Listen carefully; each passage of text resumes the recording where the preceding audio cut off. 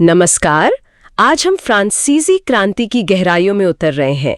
हमारे पास कक्षा 9 इतिहास से जुड़े कुछ अहम सवाल जवाब है। हाँ, और इनके जरिए हम समझने की कोशिश करेंगे कि 18वीं सदी का फ्रांस कैसा था, क्रांति क्यों हुई, क्या क्या हुआ और नतीजे क्या निकले। बिल्कुल।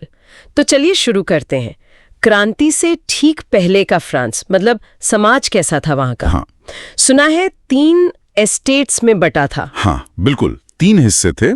पहला पादरी वर्ग, मतलब चर्च वाले लोग। दूसरा कुलीन वर्ग, यानी अमीर जमींदार, ऊंचे ओहदे वाले। और तीसरा था आम लोगों का। इसमें सब आ गए, व्यापारी, वकील, किसान, कारीगर, नौकर, मजदूर, सब। अच्छा। और सबसे अजीब बात यह थी कि पहले 2 एस्टेट्स जो अमीर थे, उन्हें टैक्स में लगभग पूरी छूट मिली हुई थी। क्या बात कर रहे हैं? सारा बोझ तीसरे पर। हाँ, सारा बोझ तीसरे एस्टेट पर। उन्हें एक तो टाइल नाम का सीधा टैक्स देना पड़ता था सरकार को। ओके। ऊपर से चर्च भी किसानों से टाइद नाम का एक धार्मिक टैक्स लेता था। इसी पुरानी व्यवस्था को प्राचीन राजतंत्र कहते हैं, मतलब 1789 से पहले वाला फ्रांस। ये तो जाहिर है कि गड़बड़ थी। और सुनने में आया है कि कुछ फिलोसोफर्स, दार्शनिकों के विचारों ने भी माहौल बनाया, जैसे जॉन लॉक, रूसो। बिल्कुल बिल्कुल, उनके विचारों का बहुत बड़ा हाथ था। जैसे जॉन लॉक ने कहा कि राजा को भगवान का प्रतिनिधि मानना और ये सोचना कि राजा कुछ गलत कर ही नहीं सकता, ये सब गलत है। हाँ, मतलब राजा के दैवी अधिकार को चुनौती दी। सही। फिर रूसो ने द सोशल कॉन्ट्रैक्ट में लिखा कि सरकार लोगों की मर्जी से बननी चाहिए, हर सदस्य का एक वोट हो। एक तरह से ये आज के लोकतंत्र की नींव थी। एक व्यक्ति एक वोट। बिल्कुल। और मॉन्टेस्क्यू, उन्होंने the spirit of the laws में कहा कि सरकार की ताकत को बांट देना चाहिए। कानून बनाने वाले अलग, लागू करने वाले अलग और न्याय करने वाले अलग। यानी विधायिका, कार्यपालिका, न्यायपालिका। हाँ, ताकि कोई एक तानाशाह ना बन जाए। इन विचारों ने लोगों को जगाया, सोचने पर मजबूर किया। तो ये सब चल रहा था। फिर वो पहली चिंगारी कब भड़की? एस्टेट्स जनरल की बैठक में, है ना? हाँ वही, 5 मई 1789।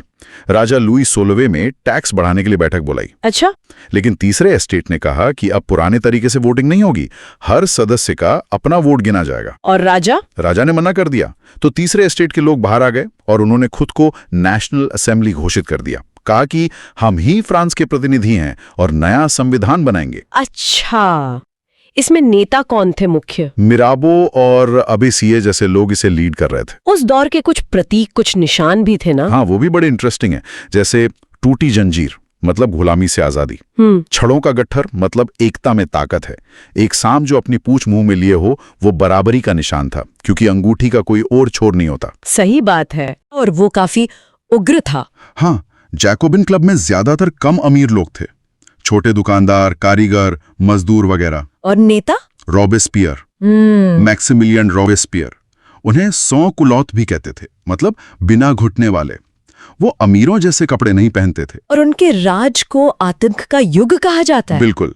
1793 से 94 का समय रॉबेस्पियर ने कंट्रोल और सजा की बहुत सख्त नीति अपनाई। मतलब जो भी विरोध करता, यहां तक कि उसकी अपनी पार्टी के लोग भी, उन्हें पकड़ा जाता, मुकदमा चलता और फिर गिलोटिन पर चढ़ा दिया जाता था। बाप रे, गिलोटिन। हाँ, वो मशीन जिससे सर काटते थे। उसने मजदूरी और चीजों के दाम फिक्स कर दिए, राशनिंग लागू कर दी, किसानों को मजबूर किया कि तय दाम पर अनाज बेचें, यहां तक कि चर्च बंद करवा दिए गए। ये तो बहुत ज्यादा एक्सट्रीम हो गया। पर क्या इस उथल-पुथल का कुछ अच्छा नतीजा भी निकला? हाँ, ऐसा नहीं है कि सब बुराई हुआ। देखिए, सामंतवाद खत्म हो गया। वो जो जमींदारी सिस्टम था, हाँ, ये बड़ा बदलाव था। स्वतंत्रता, समानता, भाईचारे के विचार फैले। 1791 का संविधान बना, जिसने राजा की ताकत कम की, शक्तियों को बांटा। हालांकि वोट कहा कभी सबको नहीं मिला था। हाँ, वो तो था। सिर्फ कुछ टैक्स देने वाले पुरुषों को ही मिला था। अच्छा, आम लोगों, औरतों की जिंदगी पे क्या असर हुआ? देखिए, 1789 में सेंसरशिप खत्म हुई, तो बोलने लिखने की आजादी मिली, अखबार किताबें खूब छपी। औरतों के लिए भी कुछ सुधार हुए, जैसे लड़कियों के लिए स्कूल जाना जरूरी किया गया, शादी को मर्जी का समझौता माना गया, तलाक को कानूनी मान्यता मिली। अच्छा। हाँ, और औरतें अब अपना काम धंधा भी कर सकती थी। लेकिन हाँ, वोट का अधिकार, बराबर सैलरी, इसके लिए उन्हें बहुत लंबा इंतजार करना पड़ा। आखिरकार 1946 में जाकर मिला। और फ्रांस के जो उपनिवेश थे वहां गुलामी का क्या हुआ? जैकोबिन सरकार ने 1794 में एक अच्छा काम किया था। उपनिवेशों में दास प्रथा खत्म कर दी थी। लेकिन नेपोलियन ने 1804 में से फिर से शुरू कर दिया। पूरी तरह से गुलामी फ्रांस में 1848 में खत्म हुई। तो जैकोबिन और रोबेस्पियर के बाद? उसके बाद आई डायरेक्टरी। इसमें 5 सदस्य थे जो कार्यपालिका चलाते थे। 5 डायरेक्टर? हाँ, लेकिन उनमें आपस में नहीं बनती थी। वो विधान परिषदों से भी लड़ते रहते थे। बहुत राजनीतिक अस्थिरता, मतलब इंस्टेबिलिटी आ गई थी। और इसी का फायदा उठाया नेपोलियन बोनापार्ट ने। वो सेना का जनरल था। इस अस्थिरता का फायदा उठाकर उसने सत्ता पर कब्जा कर लिया और एक सैनिक तानाशाह बन गया। तो अगर हम संक्षेप में देखें, फ्रांस के समाज की वो पुरानी बनावट टूटी, नए विचार आए, एस्टेट्स जनरल से लेकर आतंक के राज और फिर डायरेक्टरी तक फ्रांस पूरी तरह बदल गया। हाँ, स्वतंत्रता, समानता, भाईचारा जैसे विचार दुनिया भर में फैले। सामंतवाद खत्म हुआ। दास प्रथा पर भी चोट पड़ी। ये सब क्रांति के बड़े नतीजे थे। हाँ, बिल्कुल।